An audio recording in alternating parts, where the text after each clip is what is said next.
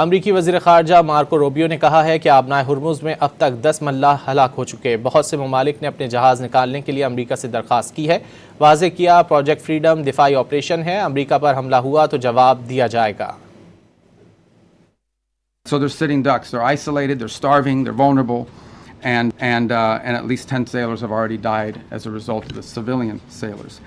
So already many nations privately and some publicly have asked the United States to help free their ships and to restore freedom of navigation in the Straits of Hormuz and this critical artery of global trade. This is not an offensive operation. This is a defensive operation. And what that means is very simple.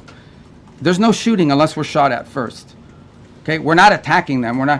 But if they're attacking us or they're attacking a ship, you need to respond to that. امریکی وزیر خارجہ Marco Rubio نے کہا ہے کہ آبنائے Hormuz میں اب تک 10 ملاح ہلاک ہو چکے۔ بہت سے ممالک نے اپنے جہاز نکالنے کے لیے امریکہ سے درخواست کی ہے۔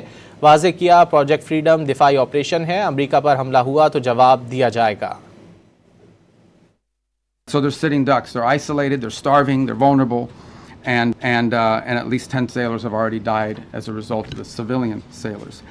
So already many nations privately and some publicly have asked the United States to help free their ships and to restore freedom of navigation in the Straits of Hormuz and this critical artery of global trade. This is not an offensive operation. This is a defensive operation. And what that means is very simple.